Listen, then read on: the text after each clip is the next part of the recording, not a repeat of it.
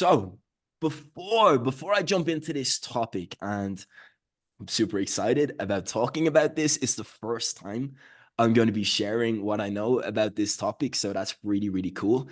Uh, of course, today we're going to be talking about how you can sell your own educational resources. So lesson plans, worksheets, how you can sell these resources to other teachers, help other teachers, and generate some passive income too at the same time.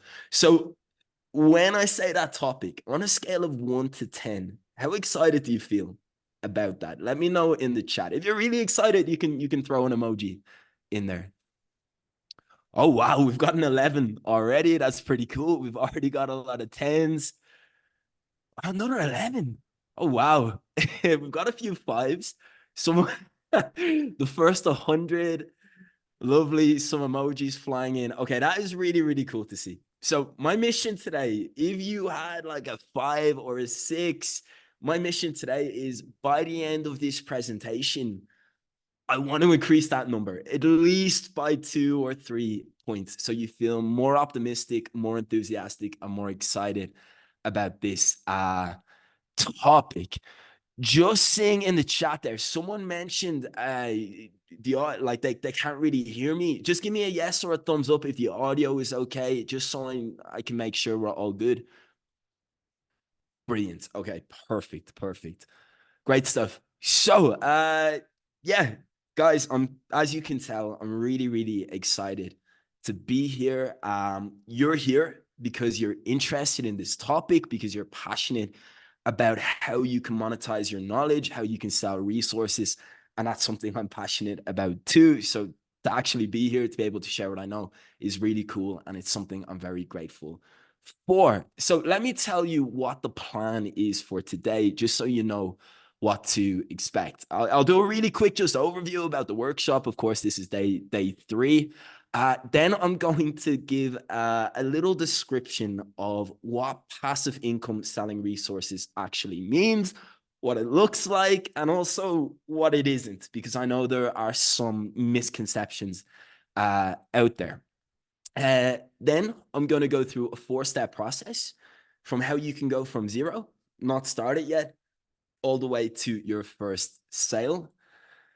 Of course, I'm going to be sharing lots of mistakes I've made in the hope that you can sidestep, you can avoid these mistakes, and hopefully get results more quickly than I did. Then James is going to jump in at that point and give you all a break from listening to me. He's going to do a really cool exercise with you to help you reach this goal of selling your own resources. And then we'll talk a little bit about if you want even more help, if you want more support with this topic, what that could look like. And we'll leave plenty of time to answer your questions. So if that sounds good, give me a yes, give me a thumbs up. Someone says, love learning from others' mistakes. Yeah, for sure. Hey, like, the cool thing about mistakes is we can learn, so that's awesome. So me being able to share my mistakes, that's pretty cool. So you guys can avoid them. Wonderful. All right, let's get the logistical stuff out of the way. This, of course, is day 3. Yesterday, Gemma did a fantastic job talking about how teachers, how educators can publish their own books, get them out there. If you missed that, don't worry, you guys, you'll get the recording. I believe it was sent out yesterday. And tomorrow, Gemma will be back to talk about how you can package and sell your own digital courses. So that would be really, really cool as well. There are show up bonuses as well. So make sure you stay to the end to receive your show up bonus. And if you've missed any of the show up bonuses so far, don't worry, because on day 4, we're going to share all of the show up bonuses from the entire workshop. All right. So first of all, who am I? Right. So I know most of you probably don't know me. So I'll do a really quick background, a quick introduction. I promise you, I'll try not to bore you to death. So like most of you, my background is in teaching. I was an English language teacher. I was doing that since 2013. I worked with adult learners, mostly upper intermediate and advanced learners in my hometown of Dublin. I absolutely loved the job. It was fantastic. I spent most of my 20s doing it. But those of you who are familiar with TEFL and the TEFL industry, you probably know there are some limitations there, some frustrations. So uh, by 2020, I was working as an assistant director of studies and teacher trainer, which was great because I got to travel, I got to give talks to teachers in different countries. It was amazing, but I started to get frustrated. I didn't feel I was making enough money. I didn't feel like I was making enough impact. And then, of course, in 2020, I know it's a long time ago now, but there was kind of this event that happened that changed everything. So when the pandemic came along, uh, my school closed, and yes, this was a bad situation, but it was almost like the kick in the backside. I needed to start exploring other options. So during 2020, I spent a lot of time trying to figure out how I can earn money independently as a teacher online. I explored a lot of different avenues. I didn't see a lot of results. So for all of my time and effort, I didn't make much money in 2020. And then I remember around December 2020, a gentleman by the name of James Liu, who I know most of you are familiar with by now, he sent me a random message on Instagram. And he said it was possible for English language teachers to earn up to $100 an hour teaching English online. And to be totally honest, my response was, I was very skeptical. Like those of you in TEFL, you know, this is an industry where, if you're making more than $20, $25 an hour, you're generally doing quite well. So $100 an hour teaching English, you know, I felt very skeptical about it. Nonetheless, James sent me his ebook. I decided to read it, and it's over 3 years ago now since I've read it. But the big takeaway for me, the big, light bulb moment was, it takes more than just being a good teacher, than just being good at helping your students to be successful independently. You need to become a good marketer, and you need to learn how to promote and how to sell yourself. And that was just the penny dropped for me then. So from that point, I immersed myself. I tried to learn as much as I could, as quickly as I could, about marketing and sales.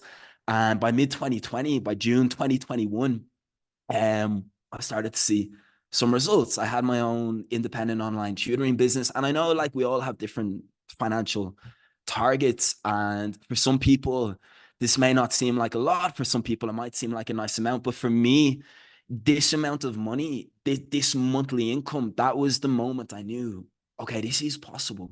I can do this independently. I don't need to rely on schools and companies or this uncertain TEFL industry to do this anymore. So from that point, it was really cool. I got to travel. I moved to Portugal. I'm in Mexico now. That was awesome. And towards the end of 2021, I started to have more conversations with other teachers. Teachers started reaching out to me. I gave them some advice. And it was around that point, James and I got back in contact. And we started to do a few collaborations. And in early 2022, we formalized that relationship. And I joined his wonderful team, Bowie Strategy. And since then, my role has been to help independent teachers get over the stigma, the obstacles, the challenges around marketing and sales so they can have more impact and income working independently. Okay, let me check in with you really, really quickly just to make sure I haven't bored you to death. Are you still with me? Just give me a yes or a thumbs up in the chat. Sean says he's sleeping. I know Sean. I know Sean well. So hopefully that's a joke. But yeah, awesome. All right. I think we're still good. So just if we haven't connected yet, it would be awesome to connect with you. So I'm just gonna share my links here in the chat to my LinkedIn and to my Instagram. And yeah, it would be it would be wonderful. It would be wonderful to connect, especially if you're interested in like these topics of marketing and sales for teachers and online teaching. I share a lot of content and tips about that. So yeah, they're in the chat now. Let me jump back into the full screen and let's get back to it. So of course, today's topic is all about selling your resources. So remember I told you about 2020, that's where I started exploring my options for making money independently, for making money online. So this was actually the first thing I decided to do. I started working on this in January 2020. I opened a Teachers Pay Teachers store, which is the most popular platform for teachers to sell their resources to other teachers. And yeah, after an initial period of a lot of work and not a lot of results, I started to get some results. I started to make a few sales, and to date, my TPT store, it's made $7,700. That's a mostly passive income, and my own website, I've made an additional 47,000 euro selling resources, curriculums for other teachers. So that's been pretty cool that this thing that started as a side business is now like generating and still generating income to this day. And like, yeah, the cool thing, I think the most attractive thing around passive income is this idea of like making money while you're doing other things. And yes, like this really can happen. So this screenshot, for example, this was, I think it was last Wednesday. I remember waking up and yeah, like I made some money. People bought a few resources on TPT when I was asleep, and it paid for my coffee that morning and the game of football I played later that day. All right, look, I know it's not a Lamborghini, but it's still pretty cool. This idea that something you created a long time ago, you can reap the benefits and rewards from that. Awesome. Okay, cool. So I want to also give you a disclaimer. So I want to be totally real and totally transparent about this idea of passive income, just so you know what to expect. And I want to talk about the concept of the valley of disappointment. And this is something I remember first hearing about in the book Atomic Habits by James Clear. If you haven't read it, it's an amazing book. Basically, the idea is usually when we start a new project, when we undertake a new endeavor, for example, selling our resources to other teachers, there's this initial period of optimism at the beginning, but then we're doing a lot of work up front. We're learning a lot of new things. We're spending a lot of time and energy, and we don't necessarily see the return. We don't necessarily see the tangible results right away. So there's not a direct correlation between the work you do at the beginning and the results you see. And James Clear calls this period of time the valley of disappointment. And unfortunately, this is usually when most people decide to give up. They decide to quit. And I can totally understand why. It's so discouraging. It's so disheartening when you don't reap the rewards of your hard work. But there's a really cool way to view this period of time that has been so helpful to me. So you're probably wondering why there's a picture of a saucepan on the screen. So the way I view the valley of disappointment now, I always think about bringing a pot of water to the boil, right? You start heating the water. Now, initially, you don't see any changes. It looks like nothing's happening in the water. But just because you don't see anything, it doesn't mean nothing is changing.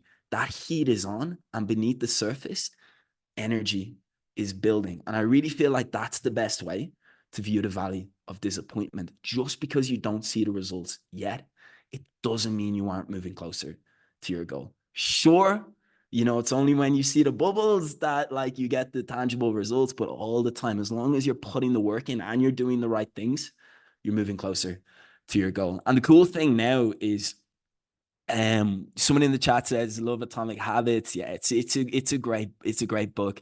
Joanna says she likes the analogy, and like this was really borne out in my experience with TPT. So this is my income graph on TPT, and you can see right here my valley of disappointment, January to March 2020. And like, I must have spent hundreds of hours packaging my resources, uploading them, learning about TPT, learning a little bit about branding, and not a single sale. And I was living in a house with three other people at the time. And like, I remember even my housemates were like, oh, Robbie, how's the business going? But there was a bit of sarcasm there, and There was one day in I think it was late March, early April, when I got my phone vibrating in the kitchen. I was making an omelet. I can remember it so clearly, and it was like my first sale, 199.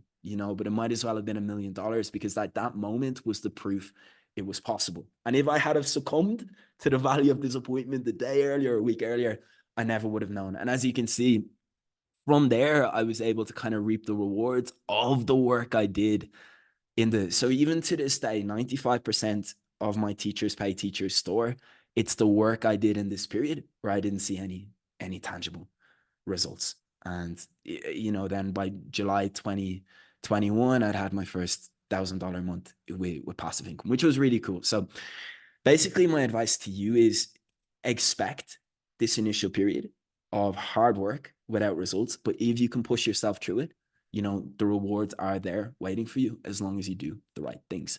And speaking of doing the right things, of course, that's what I'm here to talk to you about today. So I thought kind of like, I know I only have a limited time with you today. So I thought about the best way. How can I give the most value in this time? So I'm going to give you like a 4-step process of how you can go from like route one to your first sale, to selling your first online resources. So, yeah, someone says, how do you sell on platforms that are oversaturated? That's a great question. Aaron Shakespeare says that. I'm going to talk about that.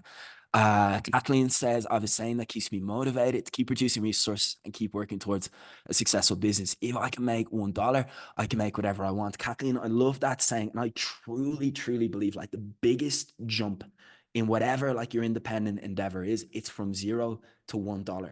I think that's the biggest jump you've got to make. I think the jump between $1 and $100 is actually much smaller. So it's going from that 0 to that 1, because that's that initial period where you've really got to push through the valley of disappointment. Okay, so let's start with step 1. So this kind of relates to a question I think Aaron asked in the chat. Like, how do you stand out in like such a saturated market? And I think the first thing you've got to do is you've got to define your audience. You've got to know who you're going to be selling to. And there's a 3-step process. Oh, I love that quote. Antonio says a journey of 1,000 miles begins with the first step. Yeah, absolutely. So speaking of the first step, step 1, we're going to define our audience. And I think to really get the right audience, there are 3 boxes we need to tick. And it all starts with what you're good at. And I remember a piece of advice a mentor gave me. He said, like, instead of trying to be good at everything, figure out the couple of things you're already good at and become even better at them. Life is too short to try to be an expert at everything, right? We just don't have enough time. You're an educator, you're a teacher, you have areas of expertise, you have your own zone of genius. Work out what that is and start there. What do you excel at? Okay. From there, and this is so important, what lights you up? What gets you excited? When you're feeling tired, what's the thing you think about that all of a sudden gives you that boost of energy? What are you passionate about? Okay. So, what are you good at? What are you passionate about? Step 3, from a business perspective, this is very important. What is there a need for? All right. So, of course, you're going to be providing something. But the only way you're going to make money is if there is a desire for that thing. What problem can you solve for other teachers? What can you give them that saves them time, that saves them stress, that they'll be willing to pay you for? Okay. So, just a quick summary. Here's the sweet spot. It's right in the middle. Your passion, your skill, what you're good at, and what there's a desire for. So if that makes sense, just give me a yes in the chat. I'm going to keep checking in with you guys just so you know. All right. Any light bulbs going off? Any ideas? You may need to may need to sit on this for a while. Maybe it's already come to you. Gail says yes. Sylvia, a Y for yes, I'm guessing. Aaron says needs assessment. That's totally normal. Yeah. And in my case, with my online teaching business, for example, initially, actually, I was chatting about this earlier today with some colleagues, but when I started my online teaching business, the first audience, my first niche, I wanted to focus on helping tech professionals improve their English communication skills. But the problem was, like, I know nothing about tech and I'm not passionate about it. So it didn't tick all of the boxes. Yes, there was a desire, but because I wasn't passionate about it, I wasn't particularly knowledgeable. So, yes, I was experienced at coaching English, but I didn't know about the industry. So I wasn't going to be particularly good at helping these professionals. So that was the wrong niche. But it was only by going through that experience of working with them that I realized how important it is to actually, be passionate about the people you're helping. And then I transitioned and I ended up focusing on Brazilian professionals. And that was just that sweet spot right in the middle. And that's when I started to see results. So I guess the takeaway here is, like, you may need to go through a few iterations before you really land in this sweet spot. And that is totally okay. You don't need to be 100% clear on this right now. But speaking on clarity, here are a couple of areas to consider just to hopefully spark some ideas. Okay, so the first, yeah, Antonio says Brazilian professionals because you went to Portugal. Actually, it was because in Dublin, there's a really large Brazilian community. So when I was working in that school in Dublin, most of my students were from Brazil. So I had a really good understanding of, the typical pronunciation mistakes Brazilians made. And I just loved working with the people. I had some awesome experience. So it just made perfect sense for me. When I look back, I'm like, I wonder why I didn't start at that point. But like I said, hey, sometimes you need to go through a few iterations before you find the sweet spot. So let's talk about subject area. So this is definitely a factor you need to consider. So I know I had a look, there was a survey for those of you who registered for this event. So I had a look at some of the results, and I know there are a lot of English language teachers here, but there are also, like, we've got college professors, we've got private tutors, public school teachers. So here are some of, like, the popular subject areas on platforms like TPT: maths, science, social studies, languages, art, even special education, special needs. There's a big desire for those types of resources. And just as I'm going through these slides now, I'm going to give you some examples of real resources that have done really well on these platforms. So you can see here, like, for any science teachers out there, hopefully this gives you some inspiration. Someone put this biology curriculum together, $360. And you can see it's already gotten 647 reviews. Now, the only way you can leave a review on Teachers Pay Teachers is if you've bought the product. So you can do the maths there. Like, this person has generated a lot of income through this one resource. So that's pretty cool. Now, hopefully, if there's any science teachers here, like, that's a little bit of inspiration. I'm not saying copy them, but it's definitely a good idea to have a look at what's out there and what's already working, because then there's a desire for it. And okay, how can I put my own spin on this? Um, Level, grade, age. Okay, are you going to create resources for kids, for adults, for teenagers, for high school students? Okay, so yeah, these platforms, they usually, like, categorize the resources so people can use these filters to search for them. So these are some considerations for you too. This is all the examples I'm going to show you right now are for Teachers Pay Teachers, because that's the most popular platform to upload. Someone's already done the maths. I think Gemma says 200K for, that person selling the biology resource. So that's really cool. Yeah, so all the examples I'm going to share right now are on Teachers Pay Teachers. That's the most popular platform. But later in the presentation, I'm going to go through a few of the other popular platforms too, and I'll compare them just so you can make an informed decision about where you want to begin your journey. Okay. Cool. Thank you as well for the comments. Keep them coming. I'm gonna do my best to kind of keep checking in. Okay, so the focus. All right, so we've talked about the subject area, the grade or age. What's gonna be the focus, right? So if you're an English language teacher like me, maybe you want to focus on building people's confidence, communicating in the language you coach, maybe expanding vocabulary, developing fluency, maybe exam preparation for a particular exam. That's a cool one, right? Because there's a desire, right? You know how many people typically are going to sit this exam every year, right? So there's a need for resources that help students prepare for that exam. Okay, so step one, define your audience. Remember, if you're not 100% clear on it right now, don't panic, but use these criteria to help you find the sweet spot. What you're already good at, what you're passionate about, and what there's a desire for. Step two, select your product type. So I want to give you some examples of products that do well on these platforms, products that typically make the most sales. And during this week, I got a few messages from people who are like, Robbie, I have so many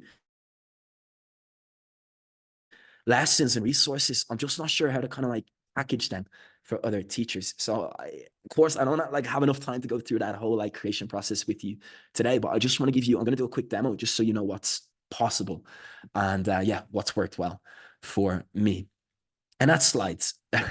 Slides are my absolute favorite. I love slides for so many reasons, and all of my most popular resources have been slides. I use PowerPoint to create absolutely everything. So yeah, so I want to do a little demo at this point. So hopefully everything's working all right. Just give me like a yes in the chat if you can still see my screen. We should be out of full screen mode now, and you should be looking at PowerPoint. This is a bit risky doing this live. But anyway, hopefully this will all go good. Okay, great. We've got yeses in the chat.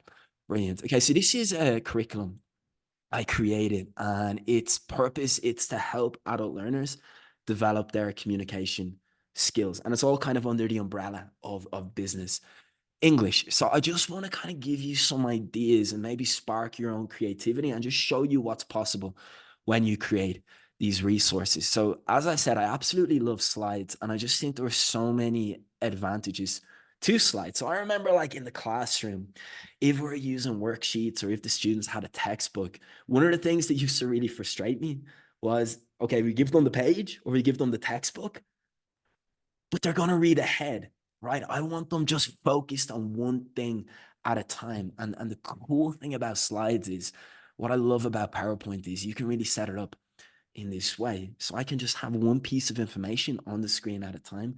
And for me or for the teacher using this resource, all I need to do is just a click of the mouse to progress through the lesson. So here's just a simple vocabulary matching exercise. This lesson, the topic was all around leadership. So here's some adjectives and definitions the learner can use to describe a leader. So me as a teacher, I can introduce the topic, set up the exercise, give them a time limit to complete the task, and then the learner, of course, can yeah, can even draw on the screen so I can see what they're doing. They can match it up, and it's great. You know, there's no risk of them reading ahead or getting distracted by other information, and it just makes it very easy for the teacher to progress through the material. You know, you almost don't even need to think about it. It's just a click of a mouse. Um, so I see lots of questions as well going into the chat there. I'm going to do my best. I've left lots of time for questions at the end. So for sure, keep asking, and I'll do my best to answer the questions I don't have time to address during the presentation. Another really cool thing, like I said, there's so many options you can do here. I'm just going to give you a taster of what's possible. So for example, let's say you set up this task in PowerPoint, right? But I want to just make it a little bit more engaging. I want to make it a little bit more interactive. Check out how cool this is. So on PowerPoint, and it's very simple to do, I could add a little shape here. All right. So I'm just going to add a little rectangle along the bottom of the screen like this. Let's make it red because I feel like red creates a bit of urgency. Right. And if I click the animation tab, I can set uh, an animation. So I can make this fly in. But, you know, as a teacher, we always want to give our learners a time limit or introduce a bit of gamification. So what if I make it fly in from the left? And what if I add a duration? What if I want the learner to try to complete this task in 60 seconds, right? So now, me as the teacher, I set up the activity. Maybe I've got a small group and I say, okay, guys, do you think you could complete this exercise in 1 minute? All right, let's find out. All right, so I knew I'd mess that up. So let me just get back here into the animation. So instead of taking 1 second, let's make it take just under a minute and we'll test it out again. And I'm going to move that animation just a little earlier so it appears straight after the table. So I set up the task. I tell the learners they've got 1 minute. And then with a click of the mouse, we have this little loading bar moving across the screen. And it just creates that bit of urgency, that little bit of fun to the activity. So you've got so much potential, so much opportunities just with PowerPoint to create really engaging resources. And I think that's one of the reasons why these resources tend to work really well on TPT, you know? So yeah, I absolutely love slides. I wanted to make a point in this presentation of just giving you a little demo. I would love to go into so much more detail about what's possible. I don't have time today, but I can definitely put some stuff together on this in the future. All right, how are we all doing? Let me do a quick check-in. Now, ready to jump back in? Yeah? If you're still with me, if I haven't put you to sleep yet, just give me a yes in the chat. Awesome. Someone says something so little has so much impact. Yeah, for sure. You know, the little details all add up to create a good experience. I think that's awesome. How do students write on the slides? Great question. So someone asked, how do students write on the slides? So I usually, the way I taught my online classes, I use Zoom to screen share like I'm doing now, right? And when you're screen sharing with a student, there's lots of features they have. So there's an annotate feature where they can draw like I'm doing right now. It's very simple to use. There's a text so they can write like this. So yeah, very, very easy. And the cool thing is when they do it in Zoom, it doesn't actually affect the slides, right? So you're not changing the source material. So you're not ruining the lesson. You don't have to go back and change it. It all happens on Zoom and you can just clear the screen then as the teacher when you move on to the next stage of the lesson. So awesome. Of course, like there are loads of other platforms for online teaching, but that's the combo that's always worked best for me. Zoom and PowerPoint, super simple, and I feel like it ticks all of the boxes for me to help create a good experience. So what I want to do, I want to go through some of the other popular resource types again, hopefully to spark some creativity in you and kind of get you thinking about the possibilities you have. I also want to talk a little bit about copyright because this is something I've seen a lot of questions about this week. So I use anytime I want like to add a picture or an image to one of my resources, I use Canva. Now, if you've never heard of Canva or you're not too sure about it, don't worry. A little bit later, I'm going to do a quick demo of what that is. So yeah, you can see how you can use that too for your resources. But the really cool thing about Canva is, okay, there's a free version and there's a paid version. I believe the paid version, it's about $9.99 US dollars a month, but it has thousands and thousands of images. It also has an AI image generator. If you have the paid version, all of those images, you have license to include those images in things you're selling. So you don't need to worry about like copyright infringement or anything like that. So that just gives me like complete peace of mind. So I'm a huge believer in like visuals. You can probably see from the slides I've put together. Pretty much every slide has a picture. It's very much a part of my teaching style. So yeah, Canva gives you that peace of mind when you're creating resources. If the image came from Canva and you have the paid version, you have full license to use those images in things that you're selling. Okay, other popular resources, flashcards. Again, I think Gemma was doing the math in the chat. I'll let you guys work that one out. So a very minimum 5 multiplied by 642 here for this resource. So this is just emotions and feelings. Flashcards, remember we talked about that special education. So the audience here is learners with autism. So yeah, another idea, flashcards tend to do really, really well. Flashcards and printables. Games, always popular. I love gamification. Games tend to do quite well. I thought this was a cool example to show you, especially with maths. You know, I've never been a big fan of maths. So I think anything a teacher sees that can make maths more enjoyable for the learners, I think there's going to be a desire for that too.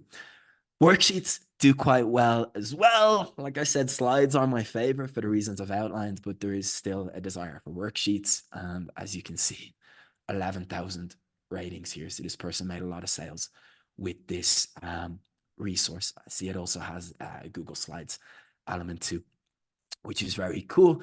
And then also, so like I said, towards the end of my kind of like, I feel weird using the word, I feel strange using the word career because I'm only 32, but like during that 10 years time when I was teaching, towards the end, I became more passionate about helping other teachers and doing teacher training. And there's a big desire for guides, resources, organizers for other teachers. So if you're kind of like me and you're more passionate about working with other teachers, good news is there's a desire for that out there.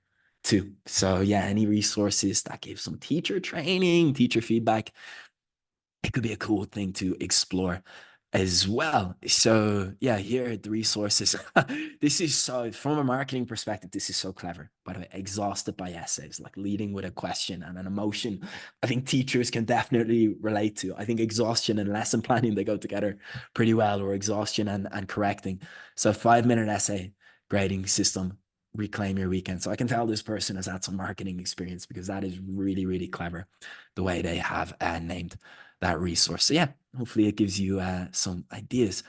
All right. So remember this 4 step process: define define your audience, select your product type. We're already on to step 3, which is actually set up your store. The cool thing is, pretty much all these like platforms, they work in pretty much the same way. So if you decide to like use one, there's not really going to be a learning curve then, like to diversify out into the other ones. For this purpose of just this presentation and simplicity, I'm going to like refer mostly to Teachers Pay Teachers, because it's the most popular platform and it's the one I have the most experience and success using. So the first kind of thing we need to do, we need to choose a store name. And I know this like seems like such a small thing, but it's a pretty big decision, right? Because this store name, like if you develop into a business, you explore different avenues, like you might keep this name. So first thing is like be original, right? So make sure your name isn't very similar to something that's already out there, as that could create some confusion around prospects and buyers. Another tip: should be easy to remember, easy to pronounce, and easy to spell. So I'm not going to go into too much detail about marketing today, but marketing is all about being memorable. So when people realize they need help with something, you're the first person they think of, right? So that starts with a name. So have a name that's easy to remember, easy to say, and easy to spell. Of course, your name, it should be connected to your audience, your niche, or and the type of products you sell. Bonus points: names that use alliteration, puns, rhymes, a little bit of humor tend to stand out and do quite well. And of course, we talked about being easy to remember. Well, the longer the name is, the more difficult it's going to be to remember. So let me check back in right now. A few people already have a name.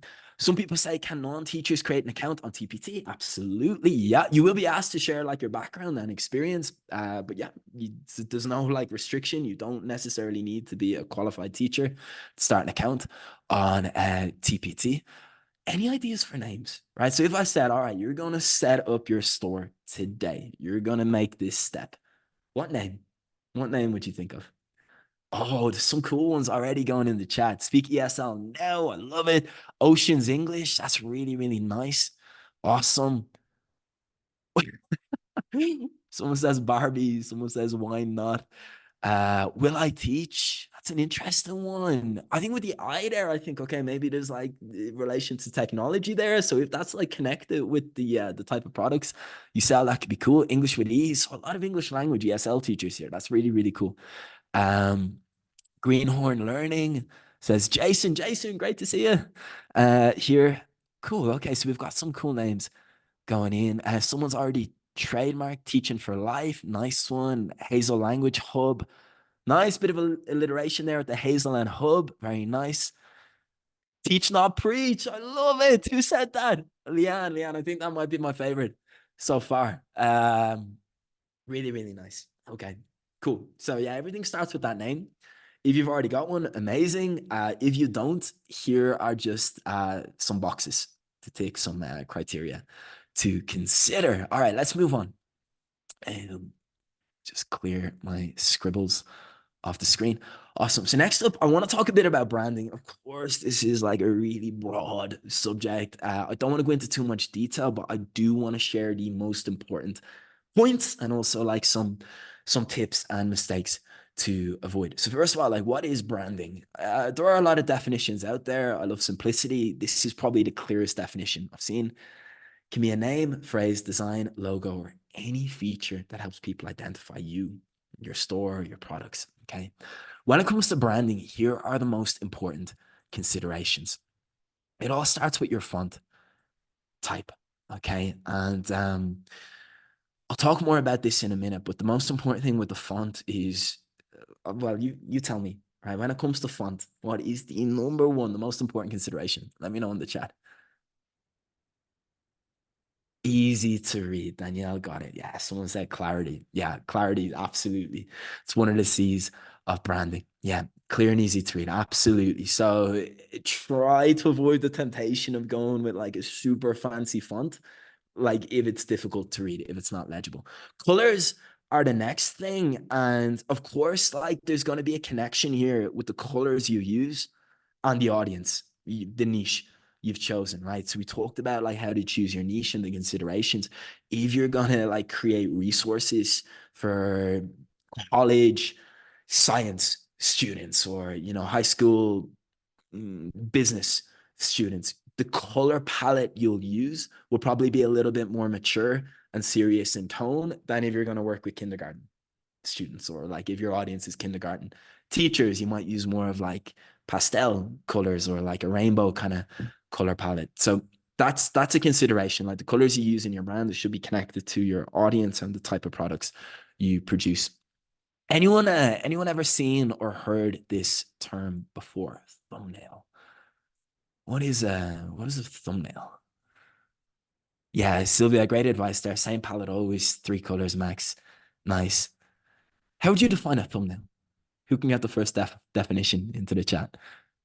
Will got it. Yeah, miniature pic for the product. So, like if someone's scrolling through social media or scrolling through Teachers Pay Teachers, before they click on the product to see more detail, there's that little, usually it's a square or rectangular image that just gives an idea of the product, right? So when it comes to your thumbnails and when it comes to branding, you want to be consistent, right? You don't want every product in your store to look like it's come from a different creator. So the way you lay out your thumbnails is a consideration for your brand. And I'm going to jump into Canva now in a minute just to kind of give you an idea. And also, I want to show you a mistake I made initially with this. Finally, your voice, your message, your personality is also part of your brand. So how you communicate, like what kind of values you have, this is also something that is going to be how people identify you and what they associate with you and your brand.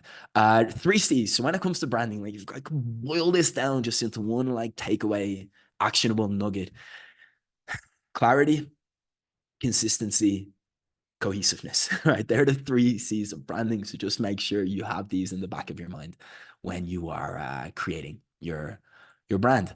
Okay, I told you I'd share some examples. So I want to give you some examples from my own store. So when I started, of course, I didn't really know what I was doing. So there was no real consistency in my brand. So here are just two products in my store over here. And you can see I'm breaking a lot of the rules I've shared with you. First of all, the font, it's not really legible. It's a bit too fancy. There's actually loads of different fonts going on here. The shape, there's no consistency there. It doesn't look very professional. And again, another resource. Like there's nothing really here to suggest that these were created by the same person. And a lot of people ask me, like, is branding actually important? And the answer is yes. Because when people are like making a purchasing decision, this is something they'll look at. Like they will compare you to other creators, and they will tend to go with the more professional looking brand. So I learned from my mistakes, thankfully, and you can see I developed more consistency in my branding. So these were two of my popular resources in my store, and you can see like I'm kind of following the three C's here. The font type is clearer. There's also some consistency there, and yeah,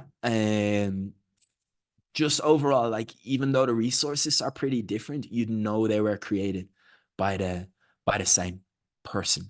So in terms of how I created this, someone says there's a psychological factor that works in thumbnail. Absolutely. Few people asking about the three C's again. So clarity, consistency, and cohesiveness. They're the three. I'll write them into the slides. So when you get the slides, you'll have them there too. So you don't need to worry about remembering them now.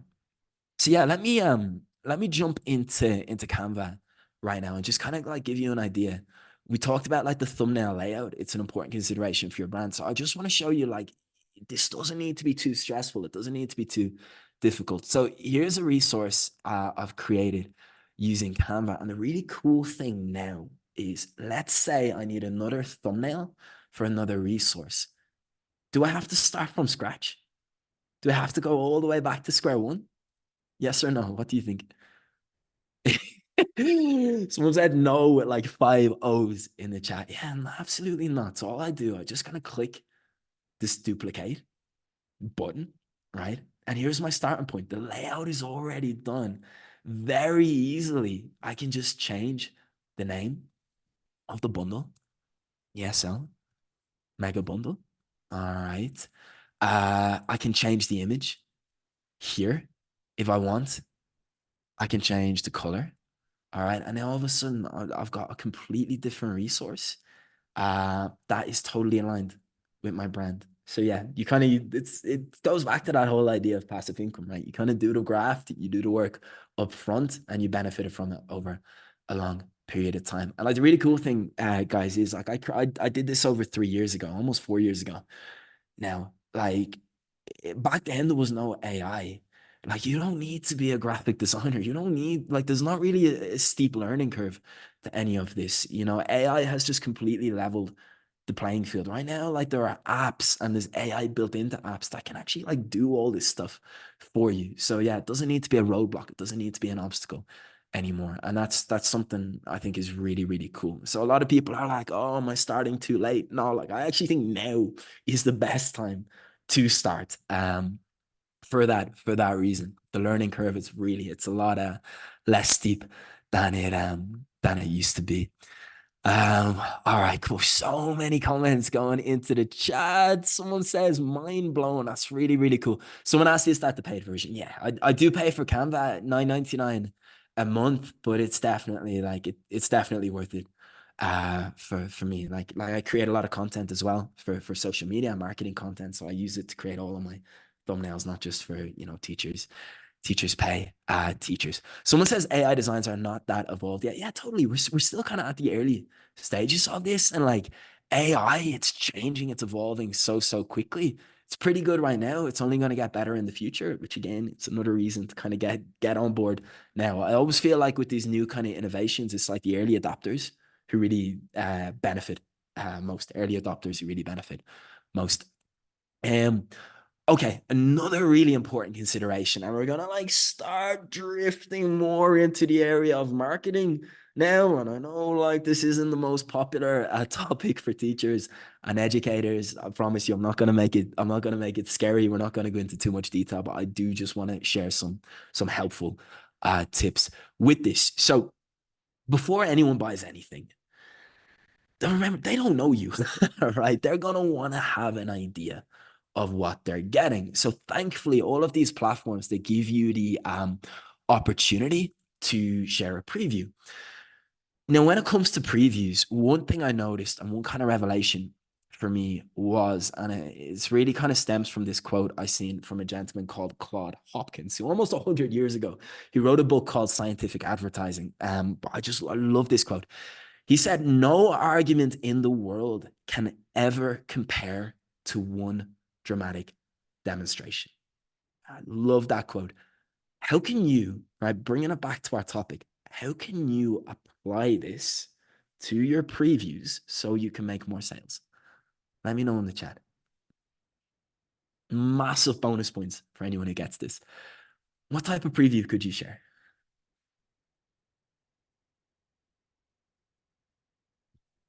Some great questions going in there too. Like I said, I'm going to do my best to answer as many questions as possible.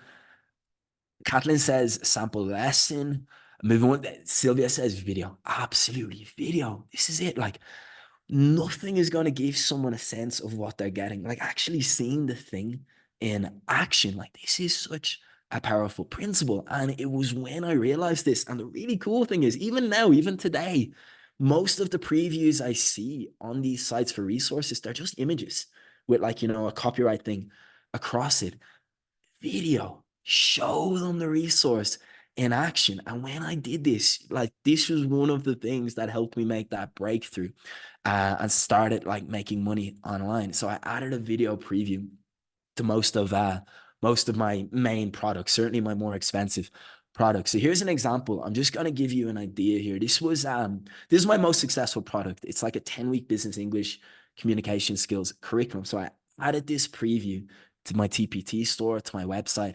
And hey guys, Robbie. Just gonna mute the sound there, but basically I just give them an idea of what they're getting and how it works. And like, remember I did that demonstration earlier with PowerPoint with the animation. It was really important for me that I could communicate to potential buyers, here's how it looks, here's how easy it is to use. And you know, when it comes to someone buying something from someone else online, the two biggest obstacles, you know, that need to be overcome, number one is skepticism, and number two is boredom. And I feel like a video preview, it kind of ticks both of those boxes, right? So for all of your products, I suggest doing this. You don't need to be a tech expert to do it either. I literally just shared my screen on Zoom and hit record, and I was able to do like this little 2-minute demo of the product. And I think I jump into the slides at one point just to show how it works. And this was a game changer, you know, when it came to making sales. So yeah, for your previews, my advice, my number one rule, do video previews whenever possible. Okay. Um, I think I might have another example on the slides. This is just another product. This one doesn't even have me speaking in it. It's literally just like an example of all the different resources they get in the bundle and how it works. And again, like you know, I'm not a video editor. You know, I'm not a technology expert. It was very easy to put these together. So awesome. All right, I think it's time for I think it's time for a little check-in before we move on. How's everybody doing? How's the energy? I think I've been talking for almost an hour now, so let me know, how are we all doing? Good, good. We've got some capital letters. Good. Someone said woot woot. Someone said fine. Okay, cool. But there was an exclamation mark there. So I guess it's kind of like fine in a good way. Someone said the demos are placed well. Yeah, great question, right? So the first thing someone sees before they click on your product is the thumbnail, which is the image, like what I showed you in Canva. And then if they click on the product, then the preview is going to be there. So the way it works on TPT is like the first image is the thumbnail, and if they go to the next thing, it will be the preview. And like I said, the preview, my advice is always make it a video.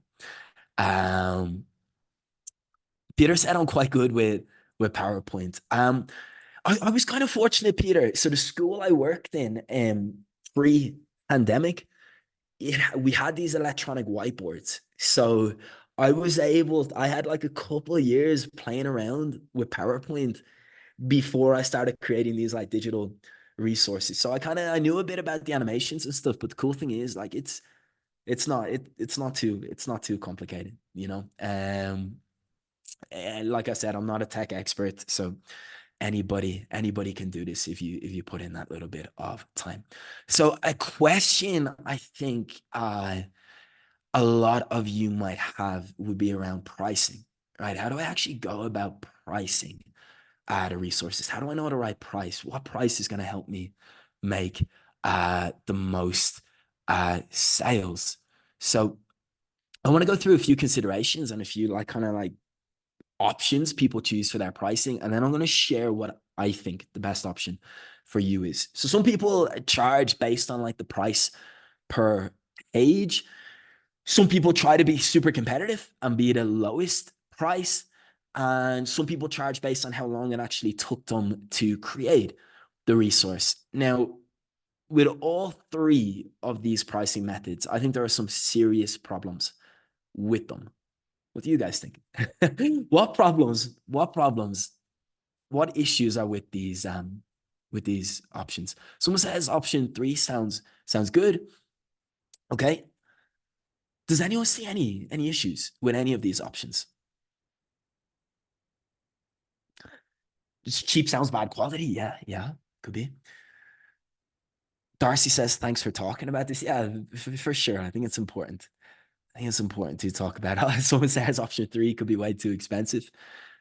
Yeah, yeah.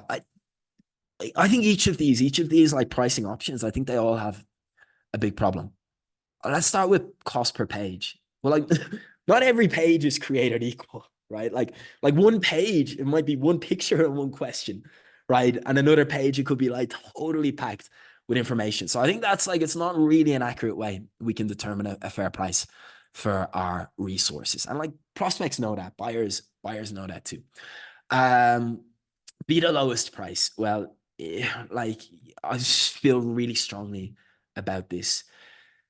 You don't want to join that race to the bottom. You don't want to try to be the cheapest. Someone made a great point in the chat. They said, people usually associate really cheap with bad quality. I think that's true. I think that perception definitely exists. But hey, like let's say you try to be the cheapest, someone else is always gonna come along and like undercut you and try to be cheaper than you, and then you're in this horrible race to the bottom where you just don't make much money. So I strongly advise against this route. Sure, create some free resources to give people that demonstration and to build trust with them, but your quality, your flagship resources, don't try to be the cheapest there.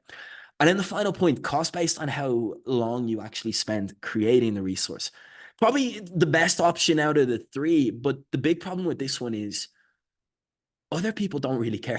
Other people don't really care how long you spent creating the resources. All they really care about is what's in it for them, how they're going to benefit if they buy the resource. So um you're probably thinking, okay, so what's the best way to price your resources? I always advise determine your price based on how valuable this is to the buyer. So my advice is like when it comes to selling educational resources, well, why do people buy these resources?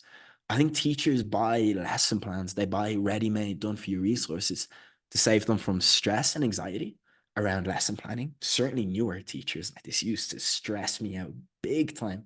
Like going home from a full day of teaching and then having to spend the whole evening putting lessons together. So yeah, I would pay a lot of money to have that stress removed.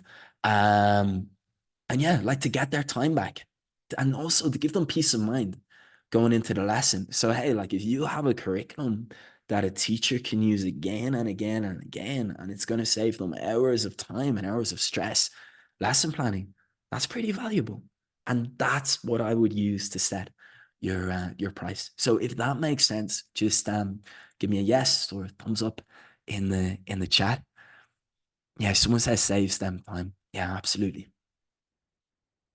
Yeah, totally.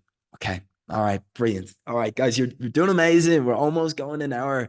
I'm going to give you a break really, really soon. James is going to come in and he's going to do an activity with you, which is going to be awesome because if you're not sure what to sell or what your audience should be, this is going to help you out. It's going to give you some clarity today. So that's going to be great. I did mention I wanted to talk a little bit about the different options, the different platforms you have. So the most popular platform is Teachers Pay Teachers. There's a free version. On the free version of Teachers Pay Teachers, they will take 45% commission on every sale you make. So you keep 55% of your sales. Of course, like the trade-off here is when you use the platforms, you don't need to be some expert marketer because people are already on the platform. They're already there. They're already using the platform. So anybody who's looking for the type of resource that you're providing has a great chance of finding you there.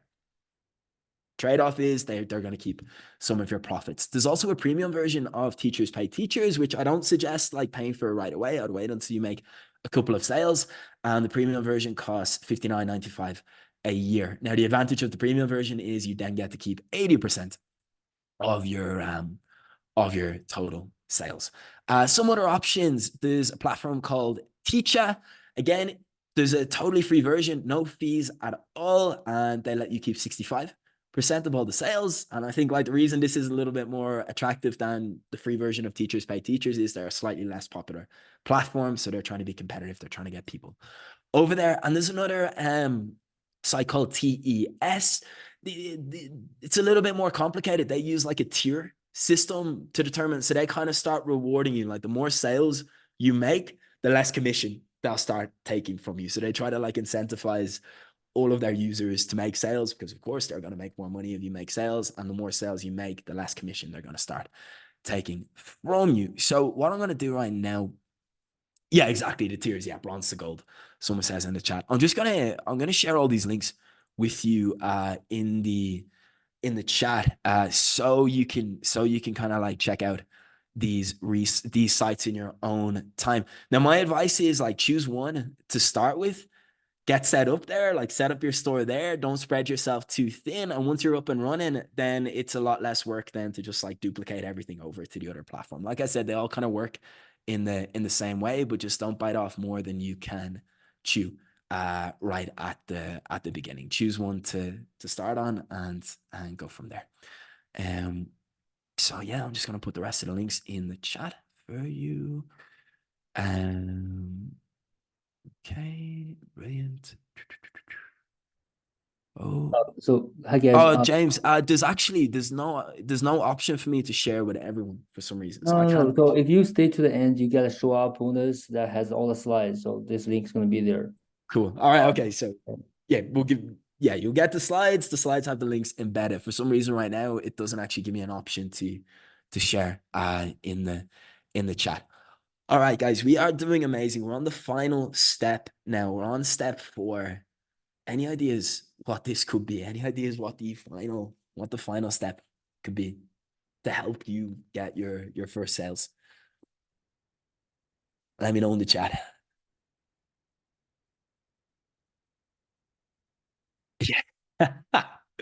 Everybody got it. Everybody got it. Yeah, you're totally right. And I kind of left this one to last because I know, like, as teachers, as educators, maybe we're not that keen on the idea of actually marketing, of putting ourselves out there. Like I said, like the cool thing about the platforms is you don't really need to be a marketer to have success there because they already have the traffic for you. People are already there on the platform, so people can find what you're providing. With that said, knowing a little bit about marketing, it is going to help you reach a bigger audience and make more sales. And marketing, like when people think about marketing, sometimes they think about ads and paid ads and spending money. Like I'm only going to be talking about like 3 ways you can market today. So yeah, if you're ready to jump into this topic, give me a yes. Oh, bro, wow. Yes, with 3 exclamation marks. Amazing. All right, cool. I don't think I've ever seen so much enthusiasm around the topic of marketing, speaking to teachers. Fantastic. All right. So, yeah, I'm going to go through a few free methods you can market your educational resources online. And I'll give you examples of how I've done it just so you can kind of see how it works. The first and probably the easiest way is comments, right? So take Facebook, for example, same on LinkedIn. There are lots of groups for like teachers and, you know, educational resources, worksheets, all these stuff. Join the group, get in there and just keep an eye on the conversation. So this is a conversation that happened in a Facebook group last week, actually. And this group has about 20,000 members, and someone left a comment. I've been trying to find a course book or curriculum to teach business English to adults. So again, I just left a comment here. Hey, name, I've created a business English curriculum that other teachers can use. If you'd like to take a look, just let me know. Happy to send you over a preview so you can decide whether or not it could be useful. I'm not super salesy. I'm not being Mr. Buy now, massive discount, limited time. I'm not being that person on social media because it's just, we talked about branding and your values, and like it's just not me. I don't resonate with that. So again, you can just let someone know. And the really cool thing that happens in these groups, you can see this post actually ended up with 25 comments. So a lot of other teachers saw it. They asked me to send them a preview, quick check-in, quick test. What type of preview do you think I sent of this course? Someone says, LOL, Mr. Buy Now. Yeah, of course. The preview was, of course, a video. Yeah, absolutely. So yeah, that's potentially a couple of $100 just from responding to a comment there and sending a video that I've already created. Right. So not fully passive income, but I would call that semi passive income. So comments are the first way you can market yourself. Another option is content. I know this one might be a little bit more scary, like making a post, putting yourself out there, but yeah, it doesn't need to be super difficult. So whatever platform it is, this example, I think this is from it's either LinkedIn or Facebook. I probably made this post on both platforms. But yeah, this was when I was working on a new curriculum last year, and I had just been letting people know what I was doing. I'd kind of like taken some photos, let people know, giving them a taste of what I've been working on, and then I just let people know, hey, like this is going to be available on this, on this day, on this time, generate a little bit of buzz, and yeah, I'd let people know, hey, if you're interested, you can reach out to me privately. There was a reward for like the first group of people to buy it, to give a little incentive, and that's it. That's how it works. So most of the selling, and it actually happens privately in the DMs when people message you and you send them the link and you go from there. So again, you don't need to be Mr. or Mrs. Super sales, super pressure on social media. Bonus tip, bonus marketing tip. This was my friend's rabbit. So thankfully the rabbit was kind of running around in the background. So I just waited until the rabbit was in the frame to take the photo. Like if you could include an animal in the screenshot, I promise you, automatically you're going to get more eyeballs and more attention. So yeah, little extra tip there.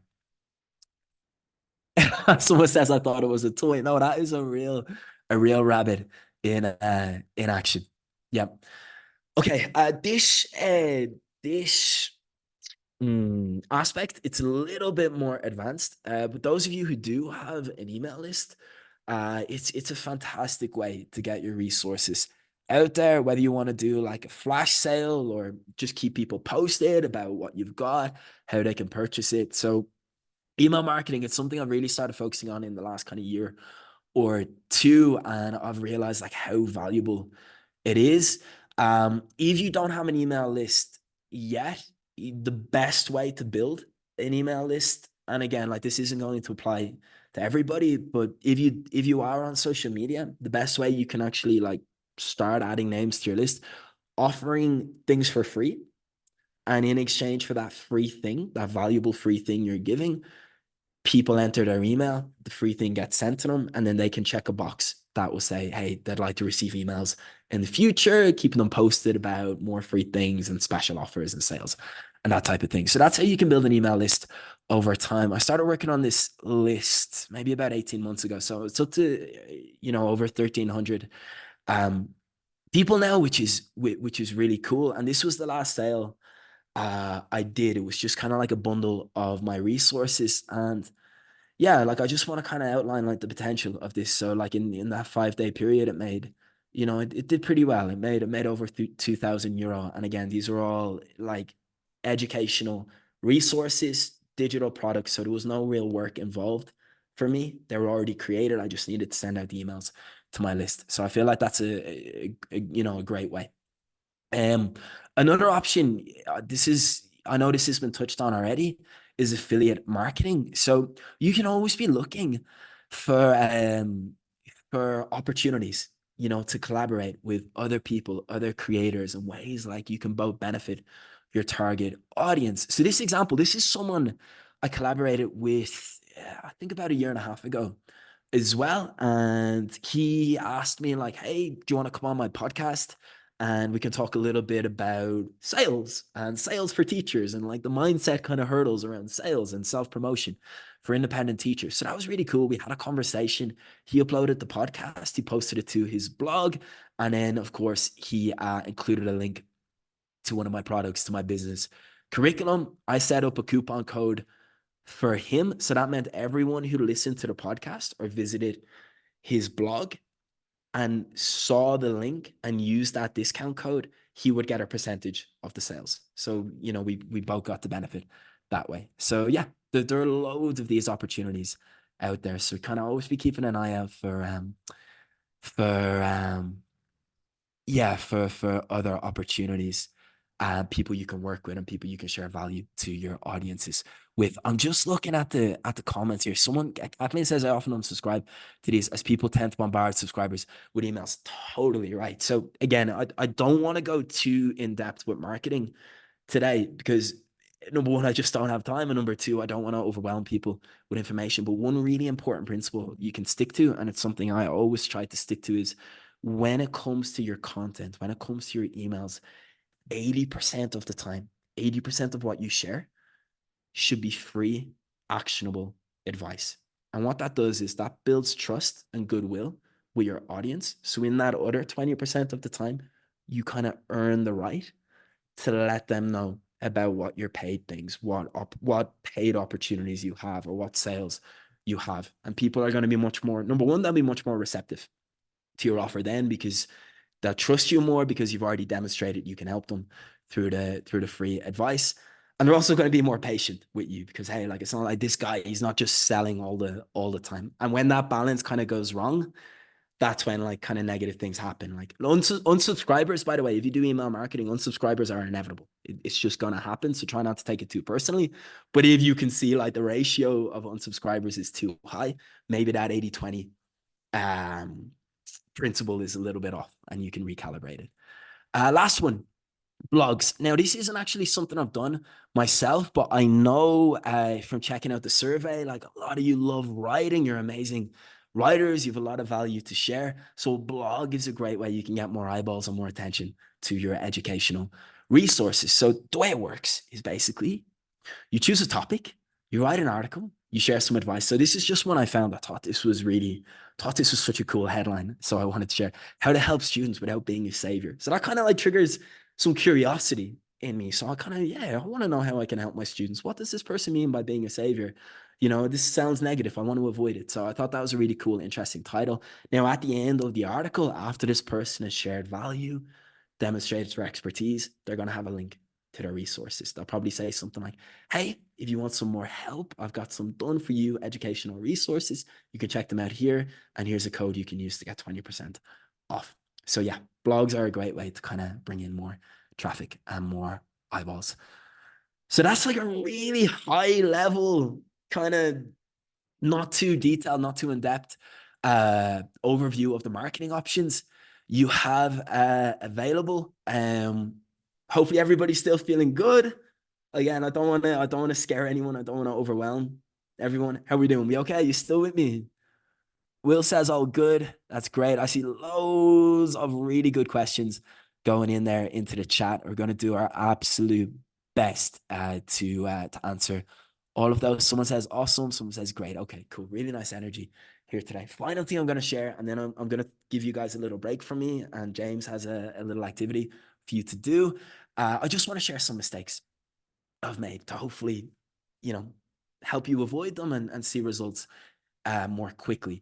So the first is, I love this quote. All right, give me 6 hours to chop down a tree, and I'll spend the first 4 sharpening the axe. So for me, like the big takeaway from this is it's all about the importance of research.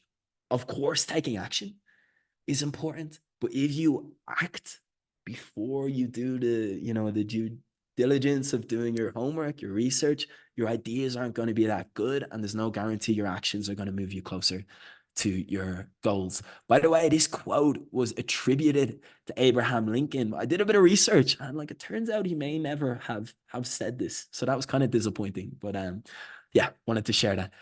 Okay, mistake 2 is don't be too broad with your research, with your resource type, right? So initially, I spent a lot of time creating and uploading loads of different types of resources for kids, resources for adults, business English things, like vocabulary things, like just totally diverse array of resources. Now, this is related to my first mistake. If I'd actually done my research, if I'd done my homework, I would have realized that there was a much stronger desire and a much stronger need for one type of resource I was creating. And I could have spent my time and energy way more efficiently than just creating that type of resource. And I want to give you an example, right? So here's some data from my TPT store. I've uploaded over 100 different resources to my store. Yeah, over half the money I've actually made from sales was generated from just one resource. Now, imagine I was clever enough in hindsight to go back, actually pay attention to this data, do my homework so I knew what the strongest desire was for. I could have spent my time and energy so much more productively creating more similar resources to that. So instead of having one or two business English curriculums, I could have five or six, and potentially I could have made 5 or 6 times more more money. So yeah, that's mistake two. All right. So goes back as well to what we said about knowing your audience and defining that audience, knowing who you're selling and marketing to. Okay, cool. Someone says if you hadn't done all this, you would not have had the data. It's so true. Like, and I do have a little point at the end about mistakes for you guys that I want to share too. Just before that, final mistake, stick to your passion and what you're good at. Like I said right at the beginning, like life is too short. There's just not enough time to try to be good at absolutely everything. Find out what excites you, what lights you up, what you're already good at, and just become really good at that and focus your time and energy on doing that and creating valuable things so other people can benefit from it. The question I always use whenever I undertake a project, whenever I start a new thing in business is like, does the prospect of doing or making this excite me? Does it make me feel more energetic? If the answer is no, I just don't do it. Quick disclaimer, just because you like something or you're excited or you're passionate about it, this doesn't guarantee you're always going to feel like doing the work, but it will help a lot, especially in those days when you've low energy and you just don't feel like doing it. But again, something I've learned really about motivation is if you only wait until you feel motivated to do the work and take action, you'll just never get enough done, right? Like motivation is a feeling, and we all know feelings, they come and go, they change like the wind, right? So, part of this, a part of getting set up and really making passive income is doing the work even when you don't feel like it. Now, the good news is when you're passionate about the work, even when you're not in a good mood, it's going to be easier to do it, but it doesn't guarantee you'll always feel like doing it.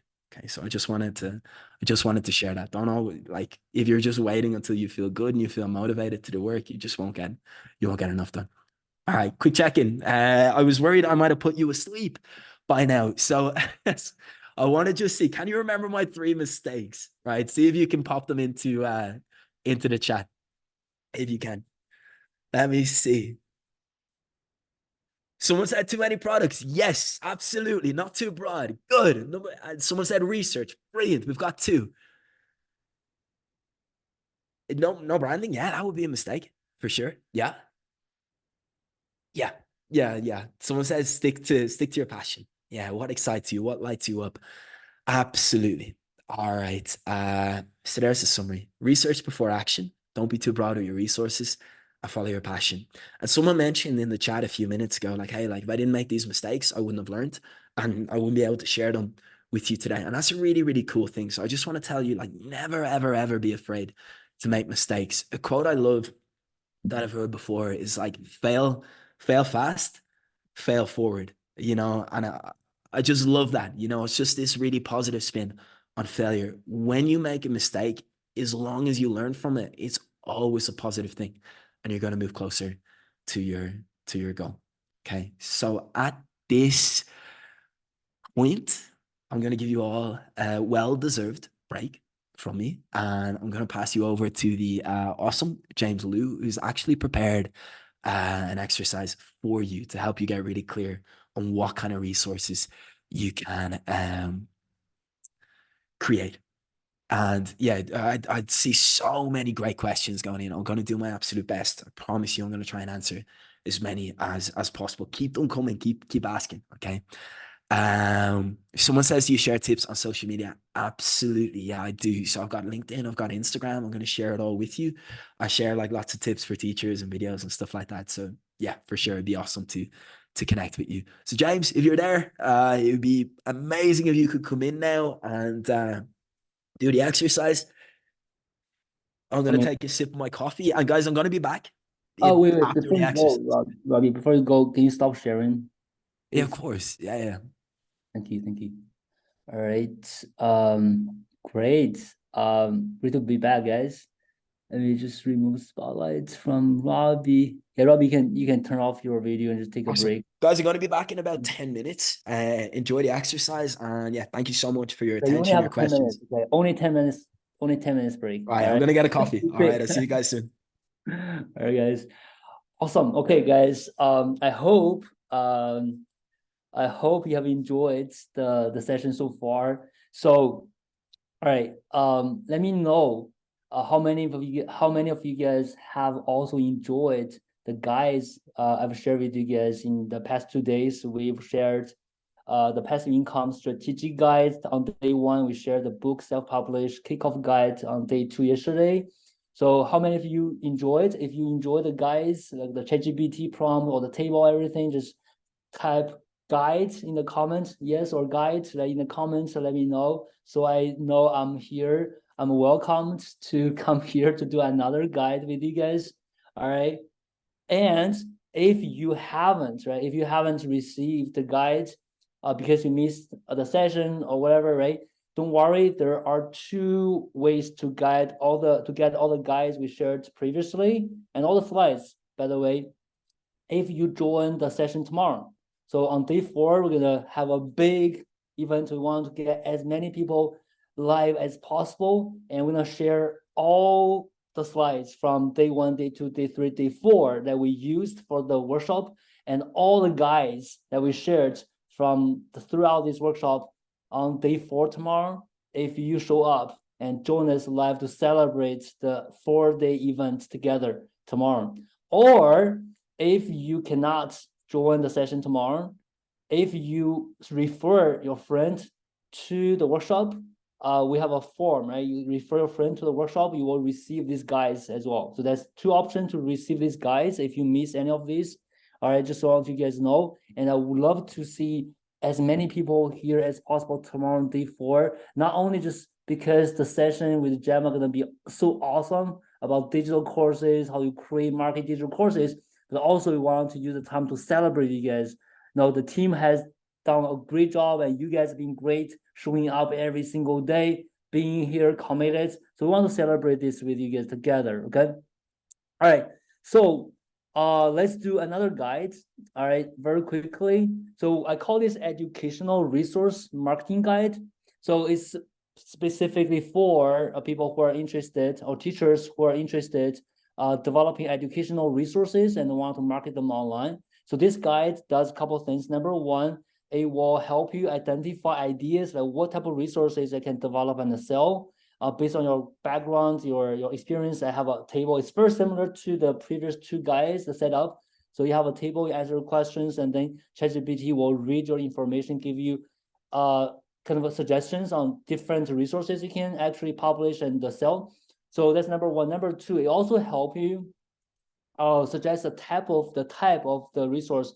Can it be a PDF? Can it be an ebook? You know, what type of the format of the resources you can actually create and sell, right? And also, besides the 2, it's also gonna help you develop a title, a headline of this resource, how you gonna call it, and a description, marketing description of this resource. You can use a copy paste and put it on TeacherPayTeachers, for example, and also some keywords.